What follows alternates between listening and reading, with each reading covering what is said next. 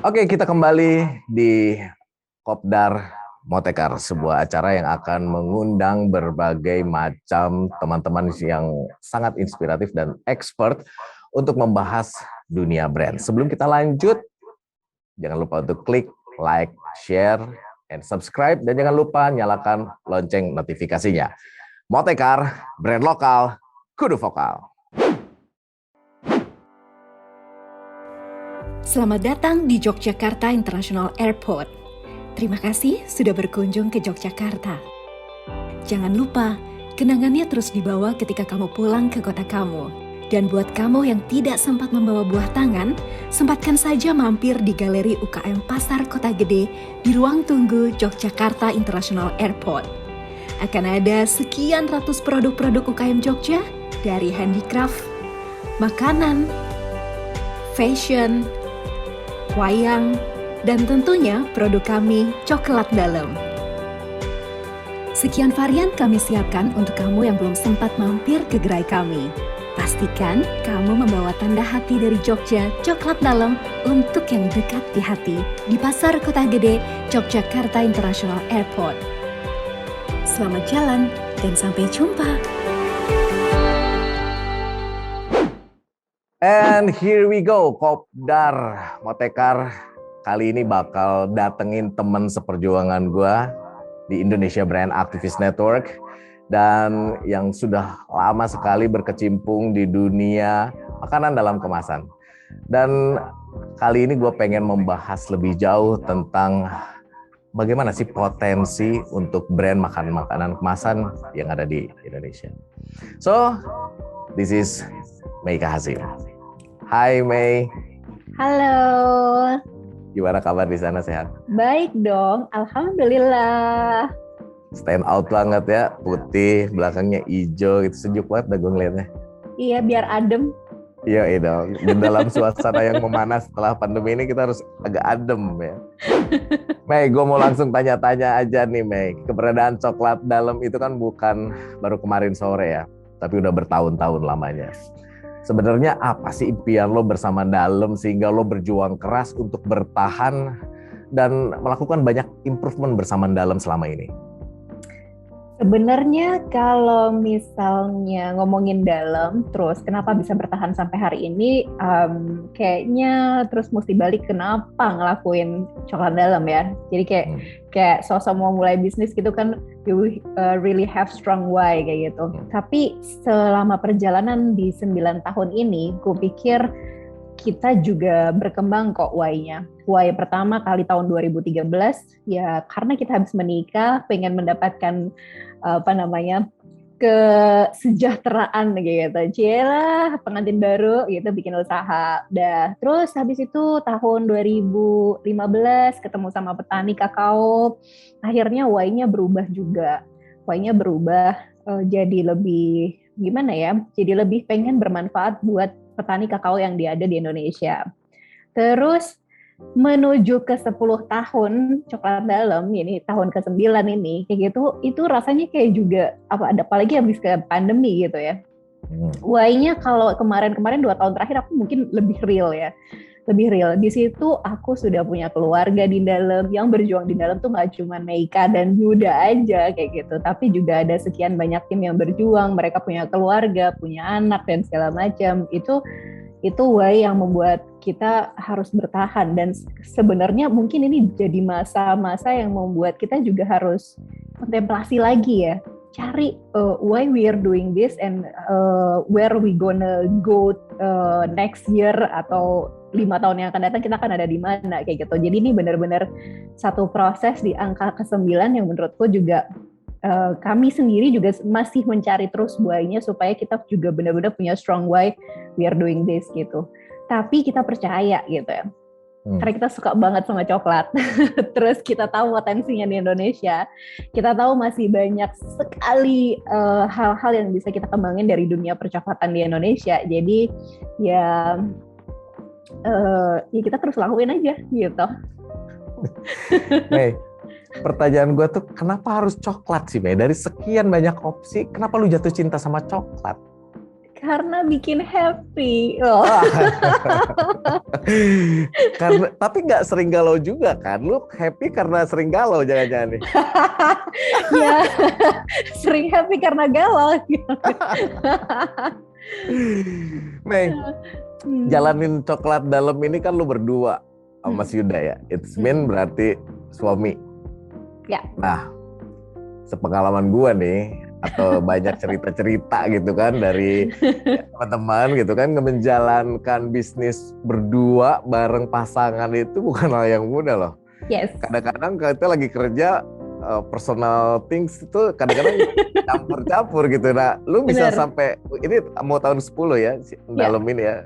Gimana lu mengatasi hal-hal yang membuat orang ya termasuk gue sendiri ya amazed dengan couple planner yang kalian lakukan? Sebenarnya gue pikir karena kita berdua punya pembagian yang jelas kayak gitu. Jadi sejak menikah tuh mungkin kita berdua gini, aku tuh nggak akan bisa menebak apa yang ada di pikiran kamu aja, ya gitu kan. Aku juga nggak akan tahu hati kamu kan gitu. Jadi kita sepakat bahwa if you have something in your mind, in your heart kayak gitu, take your time to speak up kayak gitu. Ngomong aja apa yang disuka, apa yang nggak disuka, and how we solve it. Karena kita kan berdua juga mungkin sama-sama suami istri itu kan pasti punya budaya yang berbeda banget gitu di antara dua keluarga. Jadi kan harus ngobrol satu sama lain. Nah, kebiasaan ngobrol menjadi suami istri itulah yang terus akhirnya diterapkan juga di bisnis as a couple planner. Jadi akhirnya kita tahu bahwa semakin kesini tuh kita semakin mengkerucut gitu. Kita punya spesialisasi yang berbeda gitu. Gue tuh demen banget ngurusin angka, suka banget bikin sistem kayak gitu, tahan banget manajemen, lo tahu sendiri gitu kan. Tahan banget buat kayak gitu. Yuda nggak tahan kayak gitu. Nah, terus lo tanya gue, coklat yang baik itu digimanain, prosesnya gimana, itu gue nggak ngerti kayak gitu. Karena Yuda punya background di teknologi pangan. Jadi semakin kesini kita semakin mengkerucut, punya spesialisasi sendiri. Yang dua spesialisasi ini kalau nggak digabungin itu malah nggak akan menjadi kekuatan berdua gitu. Ibarat kalau as a bisnis ya hackernya tuh Yuda kayak gitu. Terus guanya adalah hustlernya, tukang ngitung sistem dan segala macam. Gue nggak punya hipster nih, jadi ada Akbar Mujahid kan. Gitu.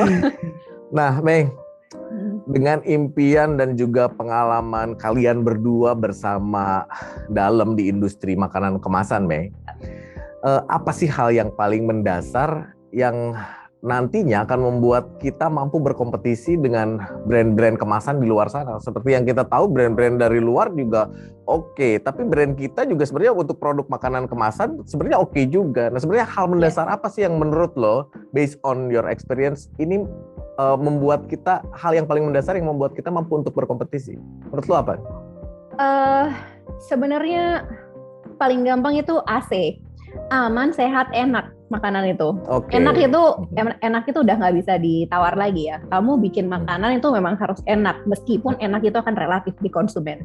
Tapi aman sama sehat ini adalah dua hal yang akan berhubungan dengan semua sertifikasi kayak gitu. Jadi brand luar yang bisa masuk ke Indonesia, dia nggak akan bisa beredar di Indonesia kalau dia tidak mendapatkan perizinan BPOM. Let's say begitu. Jadi kalau kita mau kompetisi juga sama brand luar, berarti at least paling gampang logikanya adalah berarti kita juga punya standar yang sama, yaitu BPOM juga kayak gitu. Nah, menuju ke standar BPOM itu gimana? Yaitu aman sama sehat itu tadi. Aman itu dari sisi ingredient yang digunakan, memastikan segala sesuatu informasinya, higienis, prosesnya dan segala macam. Sehat itu sendiri memang kamu concern terhadap ingredient yang kamu bikin, yang memang apapun itu makanannya, mau itu seru-seruan snack, mau itu makanan apapun, tapi itu juga ada concern di mana kamu menginformasikan kepada konsumen. Jadi kalau konsumennya punya alergetik tertentu, dia terinform dan dia nggak kecewa sama produksi makanan kita. Nah, ini sebenarnya standar minimal, tapi kadang-kadang standar minimalnya juga suka ditabrak kayak gitu. Jadi kalau mau compete ya memang akhirnya standarisasinya begitu kayak gitu. Kalau kita ngomongin makanan, karena makanan punya resiko karena masuk ke dalam tubuh konsumen kita, itu sih itu. Ya, berarti kalau kita mau berkompetisi, enak aja belum cukup ya? Iya, belum cukup. Berarti kita harus meningkatkan standar kita supaya ya standar kita sama dengan produk-produk makanan kemasan dari luar. Semin begitu. Betul. Ya, Mbak? Ya. Yes. So don't go anywhere, kita akan balik lagi setelah jeda berikut ini masih di Motekar, brand lokal, kudu vokal. So, kita kembali lagi di Kopdar Motekar, masih bersama Meika Hasim dan coklat dalamnya. Dalam itu artinya apa sih, Mei? Mau tahu banget? Tahu banget dong. Dalam itu artinya rumah sebenarnya dalam bahasa Jawa. Artinya rumah. Artinya kenapa dinamain coklat dalam? Karena emang kita mulainya dari rumah, sesimpel itu. Oh, I see. Bukan rumahnya coklat, bukan? Bukan. Jadi kita mulainya dari rumah. Udah gitu rumahnya tuh ada satu ruangan di rumah bapak ibuku yang masih ada ruangan yang nggak kepake. Jadi ada satu ruangan cuma 2x2 itu kita sulap jadi dapur. Ya kita mulai dari ruangan segitu doang kayak gitu. Terus masih ingat banget di tahun 2013 setiap pagi ngeluarin mobil karena garasinya akan dipakai jadi toko, malam disulap lagi jadi garasi, ya kayak gitulah perjuangannya. Jadi dari rumah. Terus kita artikan sebagai rumah itu where the hearts belong to, di mana tempat hati buat kembali. Jadi kamu balik ke rumah itu emang kamu pengen menenangkan hati, bertemu keluarga dan segala macam. Terus kita bikin satu kata-kata bahwa coklat dalam itu adalah tanda hati dari Yogyakarta, dibuat dengan hati, heartfully made coklat sebagai tanda hati dari Jogja itu, jadi rumah hati. Nice. Goks banget dah ini. Goks banget, bahas akbar banget dah. Mei, perjalanan lu sama coklat dalam itu kan nggak sebentar ya. Mungkin yang paling sering gue dan lu temuin di teman-teman UMKM itu sering kali punya cara berpikir yang instan. Wah, lihat Meika dengan coklat dalamnya sukses, pengen jualan makanan kemasan gitu. Gue pengen dong dapat insight dari lu. Berapa lama lu nemuin tipping point dari rumahan sampai lu bisa mengenal secara bisnis yang terstruktur, atau mungkin lu udah mulai masuk ke industri. Berapa lama tuh lu dapat tipping point sampai ke situ? Nah, ada satu proses yang sebenarnya mungkin kalau orang mau kepo beneran, ada satu bisnis yang aku bikin sebelum coklat dalam. Coklat yang lain dengan brand lain selama 2 tahun dan kami harus tutup di angka 2 tahun because of the management skill atau manajemen yang tidak digunakan pada saat melakukan bisnis. Jadi itu satu proses yang aku akan selalu bagi gitu. Satu, manajemennya belum rapi. Yang kedua, ada lagi significant things, bahwa pada saat itu aku menjadi seorang leader di satu usaha, aku jalan terus sendirian, kayak aku kenceng banget salesing, kayak canvassing dan segala macam. Tapi aku nggak pernah geret bareng-bareng timku. Jadi mungkin itu jadi satu, moga-moga ini bisa jadi pelajaran buat teman-teman yang lain kayak gitu, jangan sampai ngelakuin hal yang sama kayak gitu. Jadi si timnya ini merasa bahwa mereka nggak punya leader, kayak ditinggal terus kayak gitu dan segala macam. Nah itu ternyata jadi komunikasi antar tim juga tidak menyenangkan kayak gitu. Nah coklat dalam didesain sudah disiapkan untuk menjadi satu bisnis. Jadi pertama kali yang kita lakukan, kalau misalnya UMKM di Indonesia gitu, kayak produksi dulu, jualan dulu gitu kan. Kalau kita enggak, kita enggak. Di dalam udah enggak. Di dalam tahun 2 Januari tahun 2013 yang dilakukan, kita langsung bikin CV. Bikin CV-nya dulu, langsung masukin ke perizinan, PIRT dapat, ada TDP, TDI, SIUP dan segala macam. Kami ready semuanya sebelum kita benar-benar launching si produk. Jadi si produk ini dikeluarkan dengan siap untuk bisa menyerang berbagai macam bahasa dulu menyerang gitu ya, serangan umum coklat gitu. Waktu itu kan serangan coklat 1 Maret gitu. Jadi kita bisa menyerang pasar atau kita bisa bekerja sama dengan banyak pihak dengan cepat kayak gitu. Jadi memang mungkin sebenarnya masa kontemplasiku tuh adalah pada saat aku harus menutup bisnis yang sebelumnya, terus belajar lagi apa yang mesti kita lakukan di dalam supaya kita nggak mengalami hal yang sama kayak gitu. Bar. Ya. Menarik banget ya. Jadi sebetulnya di balik sebuah brand yang hebat selalu ada manajemen yang kuat. Setuju nggak? Kudunya begitu ya. Iya kan?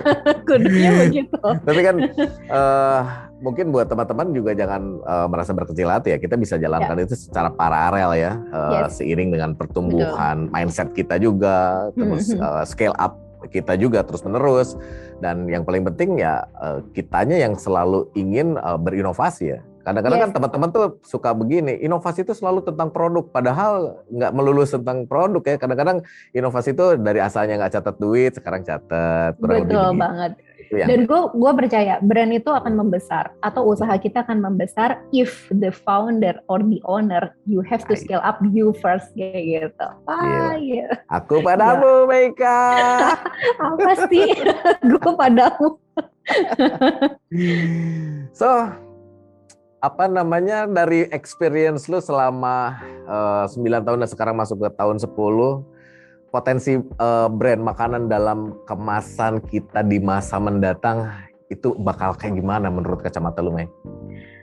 Kalau ngomongin makanan kemasan, lo jajan ke Maret-Maretan itu, Maret-Maretan itu berapa kali coba seminggu? Besok gua mau bikin Juni-Junian. Juni-Junian. Coba kamu ke supermarket itu ada berapa kali? Ayo, dalam seminggu kita ngomongin. Seminggu gua berapa 7 kali. Yakin lo setiap hari lo pergi. Lo lihat ini efeknya. Sekali pergi lo jajan berapa tuh? Pokoknya ya di dompet narik ATM yang biru itu habis lah pokoknya tuh sama anak-anak gue tuh. Nah, tapi itu picture Indonesia. Itu picture Indonesia, the real Indonesia. Jadi kita sudah terbiasa dengan convenience store yang ada di mana-mana. Dan yang dibeli, if you see, kalau kamu benar-benar ngeliatin the behavior of konsumen Indonesia, yang dibeli tuh nggak mungkin nggak ada cemilan. Gak mungkin tidak ada makanan dalam kemasan kayak gitu. Jadi so the potensi itu gede banget, gila banget gedenya. Bahkan ada satu data yang menyatakan bahwa 1 orang will spend hanya untuk makanan cemilan dalam 1 bulan, budgetnya tuh minimal Rp250.000. Itu di-spend buat 1 orang. 1 orang. 1 orang.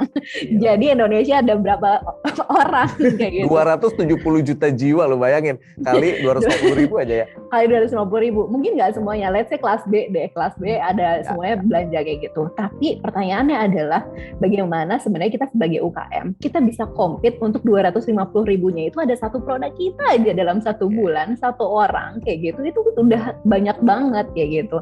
Jadi kalau ngeliatin potensi gede banget, nggak usah jauh-jauh deh, di sekitar kita aja dulu. Orang-orang sekitar kita harus belanja produk kita dulu, misalnya gitu.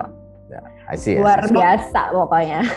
Pastilah kalau itu kita ngomongin pasar lokal ya. Tapi kalau based on potensi tadi, menurut lu tuh tahapan yang harus kita siapkan untuk bisa strong di industri makanan kemasan apa aja tuh? Tahapannya kita harus mulai dari mana nih, Mei, untuk bisa compete di sana?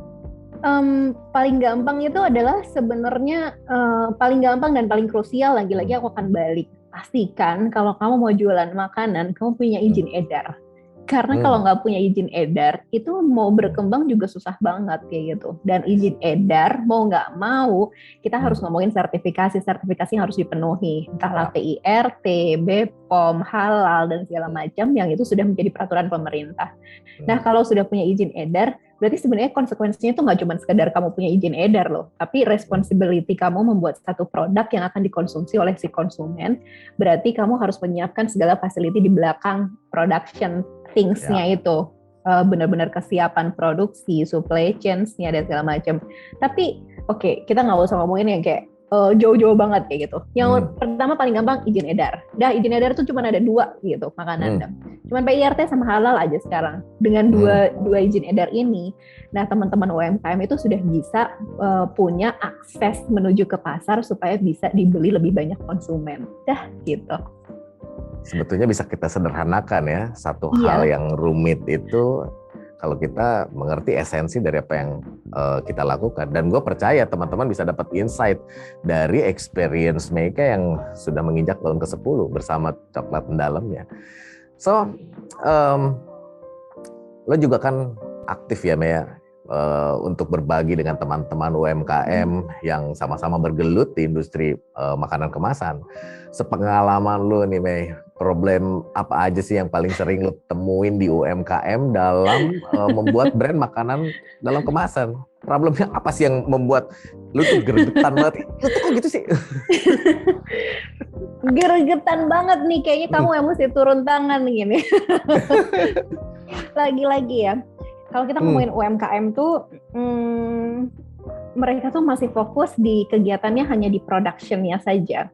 Tapi as a owner, mereka nggak akan menarik diri dari kegiatan produksi, terus memikirkan bagian strategic thing. Branding, itu kan kayak ilmu yang udah tinggi bet kayak gitu ya. Tinggi bet gitu, mikirin bagaimana mengkomunikasikan produk kita kepada si konsumen. Ya kalau kita ngomongin bisnis model kanvas kan pertama tuh customer segment tuh. Habis itu kan sebelahnya how to communicate atau customer relation. Nah, most of the UMKM di Indonesia, mereka akan sangat concern di kegiatan production. Mereka bisa bikin produk, bisa ngembangin produknya, tapi kadang-kadang lupa untuk mengkomunikasikan produknya kepada si konsumen, memastikan bahwa channel-channel yang bisa mengakses produk kita si konsumen buat beli. Nah, itu kadang-kadang belum menjadi pikiran yang serius terhadap UMKM sama UMKM yang ada di Indonesia. Karena ya itu tadi jebakan Batman, happy kalau bisa memproduksi, tapi lupa harus jualan, harus komunikasi. Betul. Tapi apakah itu memang bawaan, Mei? Kayaknya gatel deh kalau kita nggak ikut campur di produksi. Kayaknya takut, was-was, perasaan-perasaan gitu. Itu memang bawaan kalau kita terjun di industri kuliner atau gimana, Mei? Atau mungkin itu memang template-nya untuk start the business gitu ya. Apalagi kalau bisnis rumahan, pasti dilakuin sendiri dulu karena dia CEO, Chief Everything Officer. Tapi Chief Everything Officer ini kalau misalnya dia punya potensi dan berkembang kan mesti di delegate dong satu persatu gitu. Dulu aku awal-awal juga mungkin pakai acara CEO juga, tapi ada yang di delegate. Cara mendelegasikannya gimana? Aku langsung bagi tips nih. Hal-hal yang kira-kira kamu udah overload banget dan kira-kira yang bisa didelegasikan satu persatu delegasikan. Misalnya production punya tim. Oke, tapi resepnya nanti aku takut. Itu sudah pertanyaan umum deh pasti itu. Resepnya aku takut nanti di-copy sama timku kayak gitu. Kalau gitu, bikin satu resep yang bener-bener dikunci, yang itu dibikin sama ownernya. Habis itu eksekusi bikinnya tetap bisa dikasihin ke produksi. Misalnya kayak gitu. Jadi ada satu kuncian ini. Saya beberapa kali mensolusikan untuk membongkar sebenarnya kuncian resepnya bisa di mana kayak gitu. Terus yang kedua mulai dari administrative thing kayak gitu. Nyatetin penjualan. Nanti gimana timku pasti tahu penjualannya jumlahnya berapa, terus dia minta gaji tinggi. Ya buka juga expense-nya. Buka juga expense-nya. Expense-nya tuh mesti beli bahan baku sekian, ininya sekian. Jadi kita fair enough kayak gitu. Terus yang terakhir mungkin yang paling susah untuk dibagi adalah bagian sisi keuangan. Kalau misalnya keuangan kira-kira masih bisa dipegang sendiri silahkan. Tapi pisahin keuangan bisnis sama keuangan pribadi. Ini jebakan Batman.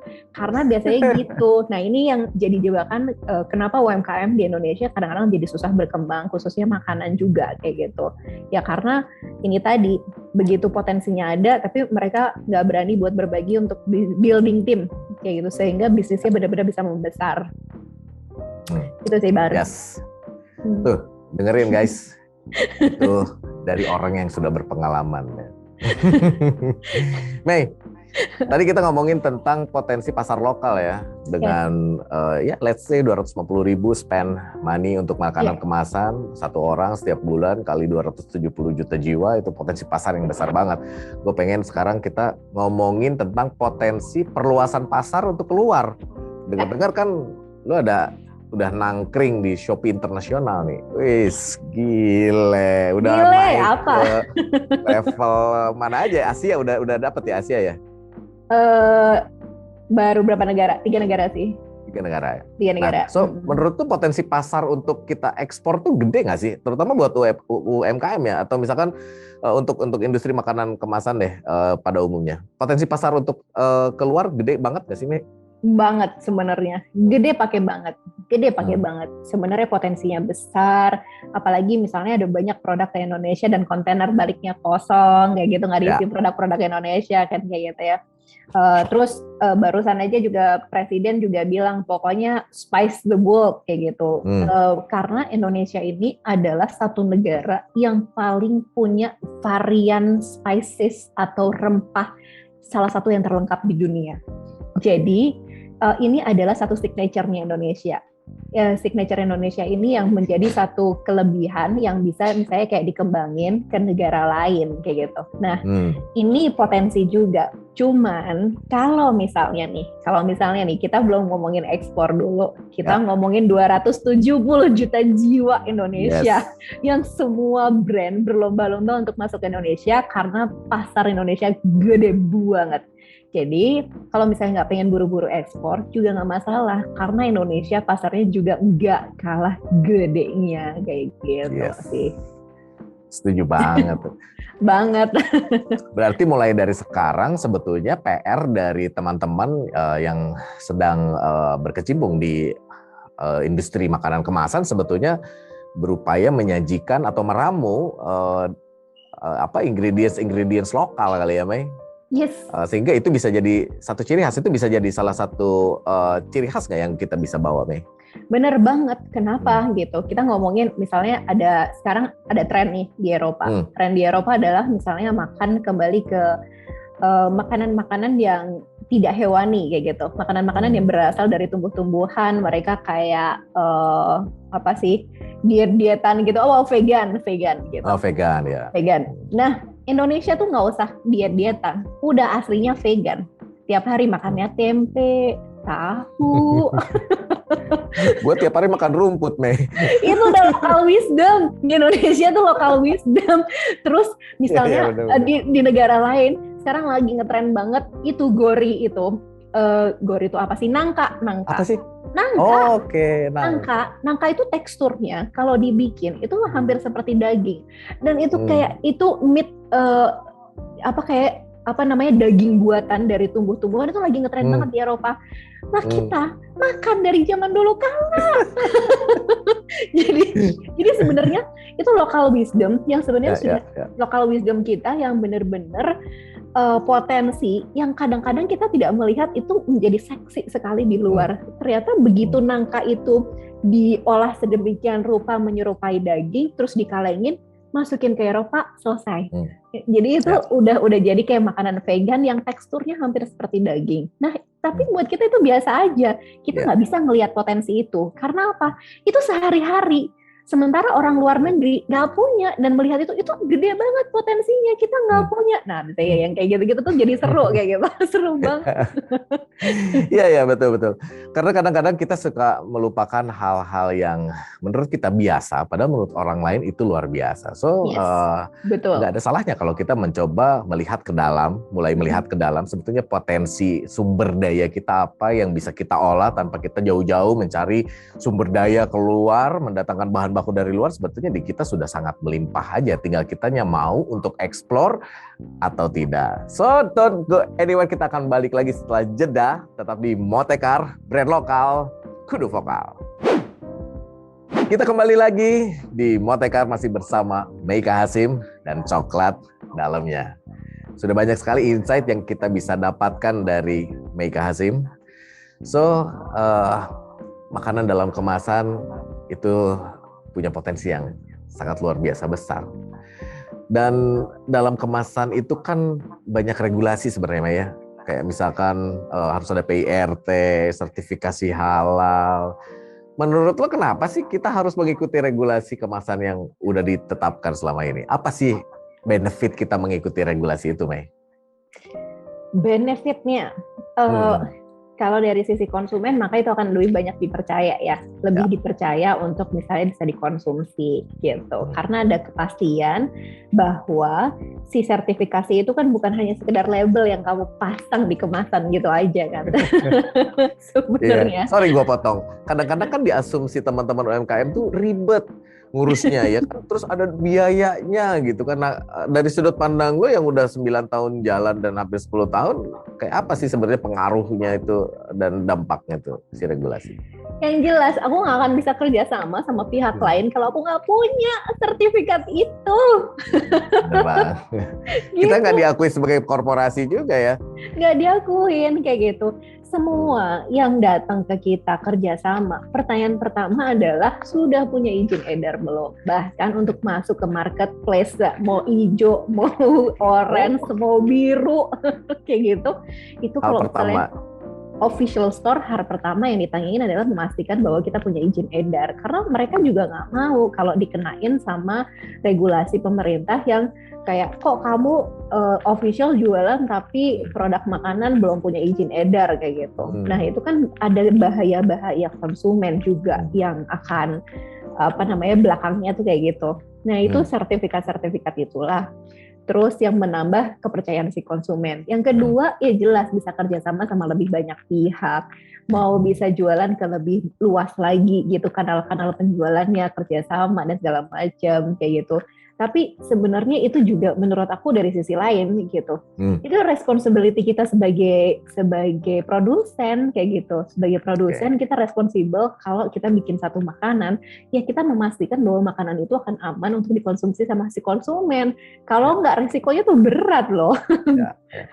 Karena responsibility-nya seperti yang lu bilang tadi masuk ke dalam tubuh. So kita harus mempertanggungjawabkan itu. Ya kan? Bahkan dan regulasi itu mungkin juga bisa membuat standar kita memang sudah layak, dinyatakan sudah layak untuk dikonsumsi. Kurang lebih begitu ya? Yes, bener banget. Bahkan hanya sekedar sesimpel ingredient itu kalau aku seneng banget dibongkar. Kenapa kayak gitu? Karena akan kita jadi mengurangi resiko. Misalnya nih, suatu hari kita ketemu sama si konsumen. Ini coklatnya ada milknya nggak? Oh, ini yang ini ada. Karena yang satu ini yang nggak ada gitu. Karena apa? Ada satu konsumen yang kalau dia begitu makan coklat yang ada susunya, dia langsung sakit perut, dan rasa sakit perutnya itu nggak nyantai, harus langsung masuk ke UGD karena dia punya alergen terhadap susu. Nah akhirnya kita bisa kasih opsi yang lain yang nggak pakai susu. Nah ini simple tapi nggak simple kayak gitu. Nggak simpelnya adalah kalau tiba-tiba kamu tidak memasukkan satu ingredient tertentu yang itu akan menjadi alergen buat si konsumen dan itu ada di peraturan sertifikat itu.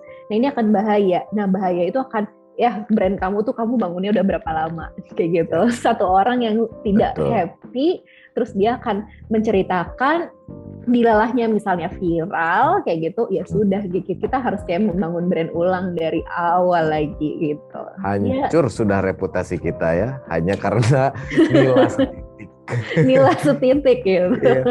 Berarti si regulasi itu juga membantu kita untuk lebih terbuka dengan konsumen ya. Kalau misalkan ingredients itu disampaikan dan secara storytelling juga mungkin itu juga bisa membuat kita terbantu untuk bisa berkomunikasi lebih lanjut dengan konsumen. Karena ketika produk kita udah keluar dari tangan kita udah nggak bisa ngapa-ngapain lagi nih. Kemasan lu yang ngomong kan dengan segala regulasi itu bisa membuat segalanya lebih jelas dan terbuka. Betul banget. Terbuka banget. Sama seperti jidat gue yang udah makin terbuka ke atas. Mei, tadi lo sempat singgung tentang digital nih untuk memasarkan di sisi digital. Nah, ditambah pandemi ini, gue rasa transisi dari analog, gue sebutnya analog kali ya, dari konvensional ke digital itu semakin cepat kan. Betul. Bahkan hampir dirasa nggak terbendung. Sebetulnya adaptasi digital di bagian mana aja sih yang perlu dilakukan teman-teman UMKM di industri makanan kemasan agar bisa menambah daya dobrak pasar di tahap awal, Beh? Yes, sebenarnya aku akan bilang digital itu gampang-gampang susah. Kayaknya gampang, seolah-olah gampang. kamu bisa masuk digital, terus kamu daftar aja punya sosial media dan segala macam. Tapi begitu kita mau menjadikan digital itu menghasilkan, ternyata iya tetap kudu belajar lagi sih. Kudu belajar Bener lagi. banget itu. Ada strateginya gitu. Tips yang paling gampang nomor 1 adalah kita gunakan setiap hari adalah WhatsApp. Kayak gitu. WhatsApp itu sudah siapin namanya WhatsApp Business yang bisa ada katalog produknya, ada di situ ada quick reply-nya, jadi semua konsumen akan terbalas dan segala macam. Aku pikir itu adalah digital pertama yang kira-kira teman-teman UMKM harus punya kayak gitu. Karena tuh bodon, setiap hari kita pakai, setiap hari, pokoknya familiar lah digunakan. Tinggal pindahin, bikin katalog, udah kayak gitu ya. Terus yang kedua, buat makanan ini akan ada 2 ya, ada makanan kemasan, ada makanan siap saji. Makanan siap saji berarti mesti kerjasama sama ojek online. Berapa kali kamu beli makanan, tik gitu aja pakai jempol doang kayak gitu. Hampir sekarang semua orang tuh kalau mau beli makanan, pengen ngemil dan segala macam, udah nggak pergi lagi. Mendingan kan edit ya, mendingan syuting kan. Betul, pencet datang kok. Pencet datang kayak gitu. Jadi buat makanan yang siap saji, mau nggak mau memang mesti kudu kerjasama sama ojek online supaya lebih luas lagi kayak gitu. Yang kalau makanan kemasan ya onboard lah kayak gitu online. Onboard online-nya adalah channel penjualannya tetap di marketplace. Marketplace ini juga bisa meluaskan jejaring supaya si konsumen bisa lebih luas lagi yang beli nggak cuma di satu kota yang sama. Tapi sosial media buat semuanya. Sosial media itu apapun produknya semuanya, karena sosial media itu adalah media untuk berkomunikasi dan kita bisa ketemu sama si konsumen. Tanyalah di situ, ngobrol lah di situ, sukaannya gimana dan segala macam. Nah, itu yang akan bisa menjadi insight untuk kita melakukan inovasi-inovasi yang baru. Jadi digitalnya yang kudu ya itu tadi gitu. Satu-satu dulu. Kayaknya semua banyak ya, satu-satu aja dulu. Udah satu fokusin, udah bisa jalan, nambah satu lagi. Jadi biar nggak kesannya gitu overwhelm banget, kayak pusing banget gitu. Banyak yang mesti diberesin ya digitalnya. Itu kebiasaan dari nggak sabaran ya Kak Be. Pengen cepet-cepet, akhirnya semua dilakuin tapi nggak ada yang fokus, akhirnya berantakan pusing, semua gitu. tuh. Kan mau posting aja kan susah. Bener. Mei, pertanyaan terakhir dari gue. Nggak mau. 9 tahun sudah menginjak tahun ke-10. Lu sudah mengalami berbagai macam transisi, perpindahan generasi, teknologi. Pertanyaan gue, apa yang selalu dilakukan Coklat Dalam agar selalu adaptif sama perubahan? Itu penting banget menurut gue. Adaptif tuh kata-kata yang nggak mudah loh sebenarnya. Iya dong. Mudah untuk diucapkan, susah untuk dijalankan tuh. Gampang banget ngomongnya gini, pokoknya kudu adaptasi, inovasi, ya kan? Ngomongnya mesti gitu. Iya. Aku tuh juga ngomong terus kayak gitu, tapi ngomongnya gampang banget. Begitu ngelakuin, ya Allah perutnya tuh mules mulu, kayak gitu rasanya. Adaptasi, ya oke. Satu, kita beradaptasi dengan perkembangan cara penjualan, misalnya kayak gitu. Cara penjualan yang berubah, dan saya yakin nih, aku yakin banget 2 tahun terakhir ini dengan pandemi, semua orang tuh terpaksa menuju digital, makanya digitalnya gila-gilaan, tak terbendung itu tadi. Tapi begitu kita onboard digital, kita juga melakukan adaptasi. Gimana sih menaklukkan digital nih? Marketplace ini kok ternyata tuh beda sama marketplace ini. Hijau beda, orange beda, biru beda gitu. Semuanya tuh beda. Instagram sendiri, sosial media dan Facebook sendiri gitu. Algoritmanya terus berubah yang membuat kita nggak boleh berhenti belajar kayak gitu.